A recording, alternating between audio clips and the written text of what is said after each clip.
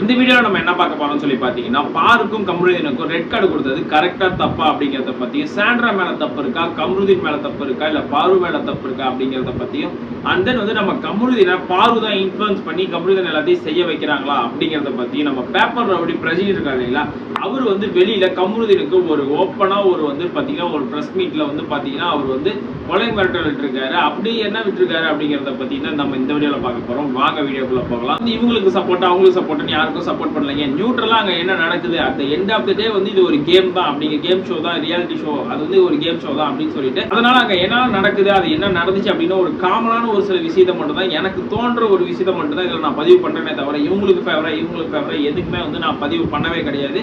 நான் வந்து எனக்கு தோன்ற ஒரு விஷயத்தை வந்து உங்கள்கிட்ட நான் சொல்றேன், அங்க நடந்த ஒரு விஷயத்தை வச்சு நான் சொல்றேன், அங்க நடந்த விஷயத்தையும் உங்கள்கிட்ட வந்து சேர்க்கிறேன். இது கரெக்டா இருந்தாலும் தப்பா இருந்தாலும் நீங்க வந்து பாத்தீங்கன்னா உங்களோட கமெண்ட் செக்ஷன்ல, நம்மளோட கமெண்ட் செக்ஷன்ல நீங்க கமெண்ட் பண்ணலாம் தாராளமா. அதை வந்து நான் அக்செப்ட் பண்ண ரெடி. இந்த சண்டைலாம் எங்க ஆரம்பிச்சது அப்படின்னு சொல்லி பாத்தீங்கன்னா, பாருவும் கம்ருதீனும் ஒரு லவ் கண்டென்ட் வந்து வீட்டுக்குள்ள பண்ணிட்டு இருந்தாங்க. அந்த லவ் கண்டென்ட் வந்து பாத்தீங்கன்னா அதுக்கப்புறம் அவங்களுக்கு ஒரு பிரேக்கப் கண்டென்ட்டா மாறி அது பிரேக்கப் பண்ணிட்டு இருந்தாங்க. அதுக்கப்புறம் பேட்சப் ஆயிட்டு இருந்தாங்க.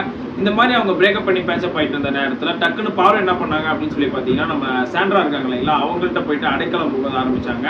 சாண்ட்ரா வந்து பாத்தீங்கன்னா நமக்கு வேற எதுவும் கேம் கிடையாது, இதை வச்சு நம்ம கேம் ஆடுவோம் அப்படின்னு சொல்லிட்டு வீட்டுக்குள்ள இருக்க எல்லாருமே எல்லா விஷயத்தையுமே ஒரு கேமா தான் பாக்குறாங்க. எல்லாமே வந்து கேம் தான் ஆடுறாங்க அப்படிங்கிறது நமக்கு வந்து நார்மலா பார்க்கும் போதே தெரியும். எந்த ஒரு விஷயம்னாலும், அதாவது இந்த கம்ருதீன் பாரு சாண்ட்ரா மேட்ரி அந்த கார் இஷ்யூவே வந்து பாத்தீங்கன்னா கார் ட்ராசிங் இஷ்யூவே அதையும் வந்து ஒரு கண்டென்ட்டா தான் பார்த்து, கண்டென்ட் மீன்ஸ் அதை வச்சு நம்ம ஒரு கேம் பிளே பண்ணலாம். ஹவுஸ்மேட்ஸ் எல்லாருமே வந்து பாத்தீங்கன்னா பிளான் பண்ணிட்டு இருக்காங்க. அப்படிங்கிற பட்சத்துல சாண்ட்ரா வந்து பாத்தீங்கன்னா இதை வச்சு நம்ம ஒரு கேம் பிளே பண்ணுவோம் அப்படின்னு சொல்லிட்டு ஒரு கேம் பிளே வந்து பண்ணிட்டு இருப்பாங்க. பண்ணிட்டு இருக்கும் போது மாத்தி அதெல்லாமே ட்விஸ்ட் பண்றது இந்த மாதிரி எல்லாம் பண்ணிட்டு இருப்பாங்க. இது வந்து கம்ருதீனுக்கு பிடிக்காது. அண்ட் தென் வந்து நம்ம சாண்ட்ரா என்ன சொல்லுவாங்கன்னா, அடிக்கடி வந்து கம்ருதீன்ட்ட வந்து நீ இப்படி பண்ண அப்படி பண்ண அப்படின்ற மாதிரிலாம் லவ் கண்டென்ட் தான் பண்ற இந்த மாதிரிலாம் சொல்லிட்டு இருந்திருப்பாங்க. அண்ட் தென் நம்ம பிஆர் அவங்க கம்ருதீனோட பிஆர் டீம் வந்து உனக்கு வெளியே இருந்தது அப்படிங்கிறத பத்தி இந்த வந்து சாண்ட்ரா வந்து எக்ஸ்போஸ் பண்ணுவாங்க. எக்ஸ்போஸ் பண்ணதுக்கு அப்புறம் கம்ருதீன் ஒரு வன்மத்திலே இருந்திருப்பாப்ல.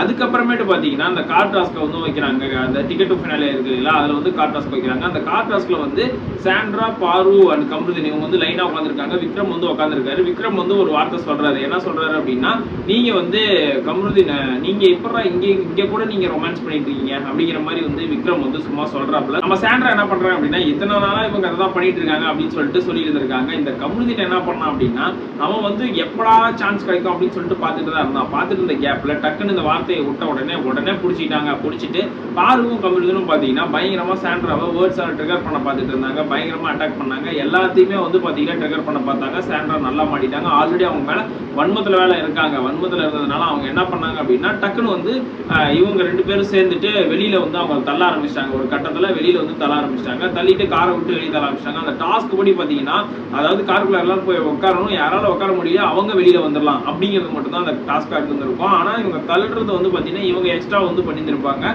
தள்ளிருப்பாங்க. கில்லர் காயின் டாஸ்க்லேயே வந்து பாத்தீங்கன்னா அந்த மாதிரி தான், அதை போய் ஒட்டணும் அப்படின்னு தான் இருக்கும், பிடிச்சி அமுக்கணும் அப்படிலாம் இருக்காது. அந்த கேம் வந்து அவங்கவுங்க விளையாடுற ஒரு விதம் தான். இவங்க வந்து பாத்தீங்கன்னா இந்த மாதிரி ஒரு விதத்துல விளையாண்டுருப்பாங்க. இவங்க இந்த மாதிரி ஒரு விதத்துல விளையாண்டது தப்பு கிடையாது. ஆனா அந்த வேர்ட்ஸ் பண்ணதோ இருக்கட்டும், அதை வந்து தள்ளினதாகட்டும், இந்த மாதிரி இதை விட பயங்கரமான டாஸ்க்லாம் விளையாண்டு பயங்கர பெரிய பிரச்சனைலாம் நடந்திருக்கு. இருந்தாலுமே வந்து பாத்தீங்கன்னா இது வந்து ரொம்ப சீரியஸா போயிடுச்சு. எதனால அப்படின்னா, யாருக்குமே வந்து அடுத்து என்ன நடக்க போகுது அப்படின்ற விஷயம் வந்து தெரியவே தெரியாது. எல்லாருமே வந்து பாத்தீங்கன்னா நார்மலா அவங்க பண்ற ஒரு விஷயம் தான் பண்ணிட்டு இருந்திருப்பாங்க. சபரி கூட வந்து பாத்தீங்கன்னா அந்த கேப்டன்சி டாஸ்க்ல அதை வந்து சொல்லிட்டே இருந்திருப்பாங்க. இதை சொல்றேன்னு சொல்லிட்டு தப்பா நினைச்சுக்காதீங்க. அதுல வந்து சொல்லியிருப்பாங்க, அந்த பாரு வந்து அந்த கண்ணில் அடிபட்டு கண்ணு வீங்கி இருக்கும் பாத்தீங்களா, அதை பாரு நினைச்சிருந்தா அதை ரெட் கார்டு வரைக்கும் கொண்டு போயிருக்க முடியும். அதை வந்து என்ன வேணா பண்ணியிருக்க முடியும், எப்படி வேணா போர்ட்ரே பண்ணியிருக்க முடியும். ரைட்டா? அந்த மாதிரி வந்து பாத்தீங்கன்னா இதை தள்ளிவிட்ட விஷயத்துல பிக்ஸ் எல்லாம் வந்து வரல அப்படிங்கிறது விஜய் சேதுபதியே வந்து சொல்லியிருப்பாரு. சாண்ட்ரா வந்து பிக்ஸ் எல்லாம் வரல, பட் ஆனா அந்த ஒரு பயம் வந்துச்சு. அந்த ஒரு பயம் வந்ததுனால அவங்க அந்த மாதிரி பண்ணாங்க அப்படின்னு சொல்றாங்க இல்லைங்களா. சேம் திங் அதே வந்து பாத்தீங்கன்னா இது ஒரு நார்மலா போயிருந்துச்சு அப்படின்னா இது ஒரு பெரிய பிரச்சனையா நடந்து இருக்காது. பட் ஆனா இவங்க ரெண்டு பேத்துக்கும் நான் கார்டு கொடுத்ததை பத்தி நான் வந்து தப்பாவே சொல்ல முடியாது. இவங்களுக்கெல்லாம் முன்னாடியே கார்டு கொடுத்துருக்கணும். ரெட் கார்டு வந்து பாத்தீங்கன்னா பாருக்கும் கம்ருதீனுக்கும் முன்னாடியே கொடுத்துருக்கணும், முன்னாடியே வான் பண்ணிருக்கணும். நிறைய விஷயம் அவங்க முன்னாடியே வந்து செஞ்சிருந்தாங்க. அப்பயே அவங்க வந்து பாத்தீங்கன்னா ரெட் கார்டு கொடுத்துருக்கணும், அவங்களை வெளியே அனுப்பியிருக்கணும். ஆனா டிஆர்பி ரேட்டுக்காக வந்து பாத்தீங்கன்னா நம்ம பிக் பாஸ் டீம் ஆகட்டும், நம்ம விஜய் டெலிவிஷன் ஆகட்டும், அது வந்து இவங்க ரெண்டு பேத்தையும் உள்ளே வச்சு வந்து பாத்தீங்கன்னா பயங்கரமா அந்த ஷோவை வந்து கொண்டு போகலாம் அப்படின்னு சொல்லிட்டு கொண்டு போயிட்டு இருந்தாங்க. ஆனா இவங்களுக்குலாம் முன்னாடியே வந்து ரெட் கார்டு கொடுத்துருக்கணும். இந்த விஷயத்துல கொடுத்ததுக்காக மட்டும் தான் நான் வந்து சொல்லிக்கிட்டு இருக்கேன். இந்த விஷயத்துல கொடுத்தது எனக்கு வந்து என்னடா எவ்வளவோ பண்ணிட்டாங்க, இந்த விஷயத்துல வந்து ஆனா கொடுக்குறாங்க அப்படிங்கிற மாதிரி தான் இருந்துச்சு. ஏன்னா இந்த டாஸ்க்கை பொறுத்த வரைக்கும் சொல்றேன், இவங்க வந்து ஒரு பயத்தினால தான் அப்படி இருந்தாங்க. இவங்க பிசிக்கலா எதுவும் ஆகல அப்படின்னு சொல்லிட்டு நம்ம விஜய் சேதுபதியே சொல்லியிருப்பாரு. என்ன இதுல வந்து சொல்ல வரேன் அப்படின்னா, இது வந்து இவங்க கொண்டு போகணும்னு நினைச்சதுனாலதான் ஷோ முடிஞ்சதுக்கு அப்புறம் லாஸ்டா சாண்ட்ரா கூட அழுதுட்டு இருப்பாங்க. ஏன்னா ஒரு 2 பேர்த்தோட வாழ்க்கையை காலி பண்றோம்னு நினைச்சு அழுதுட்டு இருப்பாங்களா, இல்ல என்ன நமக்கு ஒரு இது கிடைச்சிச்சு, நியாயம் கிடைச்சிச்சு சொல்லி அழுதுட்டு இருப்பாங்களான்னு தெரியல. ஆனா இவங்க வந்து பாத்தீங்கன்னா அந்த மாதிரி அதை வந்து கொண்டு போனதுனாலதான் அது போய் ரெட் கார்டு அளவு போய் முடிஞ்சுது. அவங்க ஆக்டிங், அதாவது நடிப்பு அரக்கி அப்படின்னு சொல்லிட்டு ரீசெண்டா பேர்ல வச்சிருந்தாங்க. கண்டிப்பாவே அவங்க நடிப்பு அரக்கி தான். அவங்க கீழே விழுந்ததுக்கு அப்புறம் அது வந்து பாத்தீங்கன்னா அவங்க பிக்ஸ் வந்ததை வந்து நடிப்புன்னு சொன்னாங்க. அதான் ஆக்சுவலா பிக்ஸே இல்லைன்னு சொல்லிட்டு அவர் சொல்லிட்டாரு. பேனிக் அட்டாக் அப்படின்னு சொல்லியிருந்திருப்பாங்க. பேனிக் அட்டாக் வந்ததுனாலதான் அவங்க வந்து இந்த மாதிரிலாம் பிஹேவ் பண்ணாங்க அப்படின்லாம் சொல்லியிருந்திருப்பாங்க. கம்பெனி வெளியே நடந்து போயிட்டு இருக்கும்போது உள்ள அவங்க வந்து பயங்கரமா கத்துறது இந்த மாதிரிலாம் பண்ணியிருப்பாங்க. இதெல்லாம் ரொம்ப கொஞ்சம் ஓவர் ஆக்ட் மாதிரி தான் இருக்கும். என்னடா இவ்வளவு பண்றீங்க அப்படிங்கிற மாதிரி தான் இருக்கும் அந்த இடத்துல பார்க்கும்போது. ஏன்னா இதுக்கு முன்னாடி பிசிக்கல் டாஸ்க்ல எவ்வளவோ பண்ணி எவ்வளவோ அடிலாம் வாங்கி கூட எல்லாம் விளையாண்டுருக்காங்க. நான் பாரு மட்டும் சொல்ல, நிறைய பேர் இந்த மாதிரிலாம் விளையாண்டுருக்காங்க. அப்படி இருக்கும்போது இவங்க கொஞ்சம் இந்த மாதிரி கொண்டு போகணும்னு முடிவு பண்ணிட்டாங்க. அதனால அவங்க கொண்டு போயிட்டாங்க. அதுக்கான விளைவு தான் இவங்க ரெட் கார்டா முடிஞ்சுது அப்படின்னு சொல்லிட்டு தான் இதுதான் ஃபேக்ட் நான் நினைக்கிறேன். என்னோட பெர்ஸ்பெக்டிவ் என்ன அப்படின்னு சொல்லிட்டு நான் என்னோட விஷயத்தை வந்து நான் பதிவு பண்றேன். இது அக்செப்டபிளா இருந்துச்சுன்னா நீங்க வந்துட்டு அக்செப்ட் பண்ணுங்க. இல்ல உங்களுக்கு என்ன தோணுச்சு அப்படின்னா அதை கமெண்ட்ஸ்ல லீவ் பண்ணிட்டு போங்க. அதை பார்த்து நான் படிச்சு தெரிஞ்சுக்கிறேன் இப்படி இருக்கு அப்படிங்கிறத பத்தி. அண்ட் தென் வந்து இந்த மாதிரியான ஒரு விஷயம் எல்லாத்தையுமே கொண்டு போயிட்டு இருந்தாங்க இல்லைங்களா, இந்த கொண்டு போயிட்டு இந்த மாதிரிலாம் பண்ணிருக்கும் போது எனக்கு என்ன தோணுது பர்சனலா அப்படின்னு சொல்லி பார்த்தா, என்னடா இத்தனை நாளா இல்லாம இவங்களுக்குலாம் ரெட் கார்டு எப்பயோ கொடுத்து அனுப்பியிருக்கணும். இந்த கம்ப்யூட்டர்னு ரொம்ப மோசமான ஒரு கேரக்டரா அது இதுன்னு பண்ணிட்டு இருந்தாப்புல அப்பெல்லாம் கொடுத்து விடல. அதுக்கப்புறம் நல்லவனா மாறி திரும்பியும் கெட்டவனா மாறினான். ஆனா இதெல்லாம் முன்னாடி எல்லாம் கொடுக்கல. பாரு ஸ்டார்டிங்ல இருந்து கெட்டவளாவே இருக்கா. என்னென்னலாம் பண்றா, அவள் வந்து வில்லனா இருக்கிறது நல்லது அப்படி இப்படின்லாம் சொல்லிட்டு நம்ம விஜய்ஸே வந்து பாத்தீங்கன்னா வஞ்ச புகழ்ச்சி அணிலாம் வந்து போட்டிருந்தாப்புல. இதெல்லாம் பண்ணும்போது என்னடா இது அப்படின்னு சொல்லிட்டு எனக்கு கொஞ்சம் யோசனையா இருந்தது. அதை வச்சு யோசிக்கும் போது எனக்கு என்ன பர்சனலா ஒன்று தோணுது அப்படின்னு சொல்லி பாத்தீங்கன்னா, அதாவது ஜீ தமிழ்ல ஜனநாயகன் படத்தோட ஆடியோ லான்ச் வந்து நடக்க போகுது. அண்ட் நம்ம சன் டிவில பராசக்தியோட ஆடியோ லான்ச் வந்து நடக்க போகுது. அப்ப நம்ம விஜய் டிவி எங்க டிஆர்பில போகும், எங்க போய் நிற்கும், அதால வந்து எப்படி அதை ஸ்டாண்ட் பண்ண முடியும் அப்படிங்கும் போது டபுள் ரெட் கார்டு. அதாவது நம்ம இங்க வந்து இந்த மாதிரி கேம் பிளான் பண்ணி இவங்க 2 பேர்த்த இப்படி போயிட்டு மாட்டி விட்டு அவங்க 2 பேர்த்துக்கு கார்டை கொடுத்து அமுச்சு விட்டா நம்ம டிஆர்பி ரேட் எங்கேயோ போயிடும் அப்படின்னு சொல்லிட்டு அவங்க முடிவு பண்ணிட்டாங்கன்னு நான் நினைக்கிறேன். இவங்க வந்து ஆக்சுவலா 2 பேரும் உங்களை நம்பி தான் வந்தாங்க. அவங்க லைஃப் வந்து ஸ்பாயில் ஆல்ரெடி அவங்க ஸ்பாயில் பண்ணிட்டாங்க. அது அவங்களுக்குள்ள அது அவங்களே வந்து அவங்க நேம் ஆல்ரெடி ஸ்பாயில் பண்ணி தான் வச்சிருந்தாங்க. அப்பயே நீங்க ஒன்று வான் பண்ணியிருக்கணும், இல்லை அவங்கள வெளியே அனுப்பியிருக்கணும். அதுக்கெல்லாம் பார்த்தீங்கன்னா ஒரு நியாயப்படுத்துற மாதிரி நம்ம விஜய்ஸ்லாம் பேசியிருந்தாரு. இந்த சாட்டர்டே எபிசோட்ல வந்து பேசியிருந்தாரு. என்ன பேசியிருந்தாரு அப்படின்னா, நீங்க அதெல்லாம் வந்து நீங்க அடல்ட், அதனால தான் உங்களை நான் வந்து கேள்வி கேட்கல, நான் அப்படி இது பண்ணல இப்படி சொல்லாரு. அவங்க அடல்ட் தான். ஆனா அடல்ட் வந்து நீங்க டெலிவிஷன் நேஷனல் டெலிவிஷன் கூட இந்த மாதிரிலாம் பண்ணும்போது நீங்க கேள்வி கேட்டுதாங்க. அவங்க எப்படிங்க கேட்காம இருப்பீங்க? அவங்க ஸ்டார்டிங்ல இருந்து என்னென்னலாம் பண்ணிட்டு இருந்தாங்க. அந்த வீடு பிக் பாஸ் வீடு மாதிரியா வச்சுட்டு இருந்தாங்க.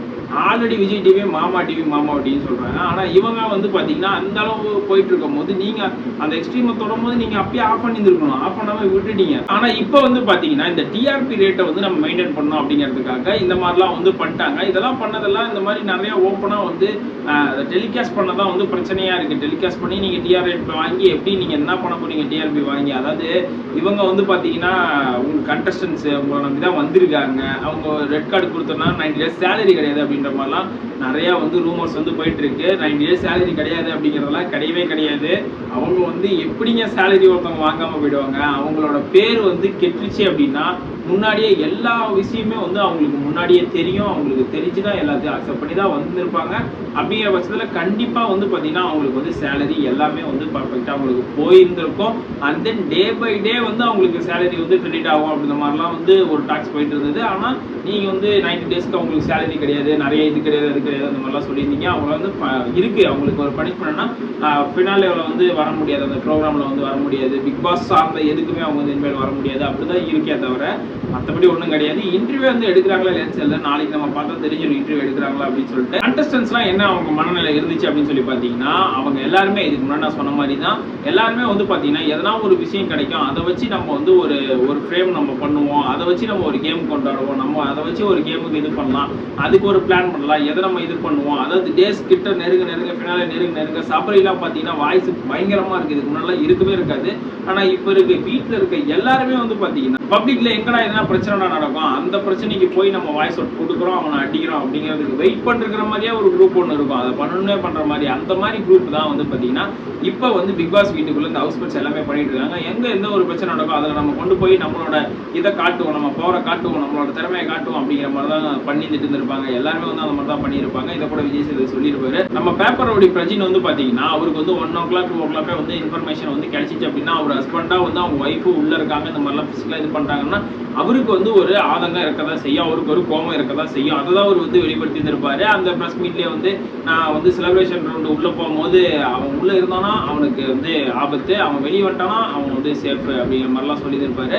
அதெல்லாம் வந்து ஒரு நார்மலாக தான் சொல்லியிருப்பாரு. அதை தான் நிறைய இன்டர்வியூஸ்ல அது இதுலன்னு சொல்லிட்டு சேனல்ஸ் எல்லாம் வந்து கிரியேட் பண்ணி போட்டுட்டு இருக்காங்க. இந்த மாதிரி வந்து அவர் மிரட்டிட்டாரு, கொலை மிரட்டல அப்படி இப்படிலாம் சொல்லி நிறைய கிரியேட் பண்ணி போட்டுருக்காங்க. அந்த மாதிரிலாம் ஒன்றுமே கிடையாது. அது வந்து அப்படியே ஒரு மாதிரி ஷட்டில் பண்ணிடுவாங்க, அதை வந்து டைலூட் பண்ணிடுவாங்க. அது ஒரு பெரிய இஷ்யூவே வராது. நாளைக்கு வந்து சண்டே எபிசோட எக்ஸ்க்ளூசிவாக நம்ம அப்லோட் பண்ணிடுவோம். பிக் பாஸ் பார்க்குறவங்க ஃப்ரெண்ட்ஸுக்கு இதை ஷேர் பண்ணி விட்டுருங்க. அது நீங்களும் எக்ஸ்க்ளூசிவாக உங்களுக்கு நியூஸ் தெரியணும் அப்படின்னா நம்ம சேனல் சப்ஸ்கிரைப் பண்ணி வச்சுங்க. லைக் பண்ணுங்க, ஷேர் பண்ணுங்க, சப்ஸ்கிரைப் பண்ணுங்க, பார்த்துருங்க. பெல் ஐகானை கிளிக் பண்ணுங்க. பை.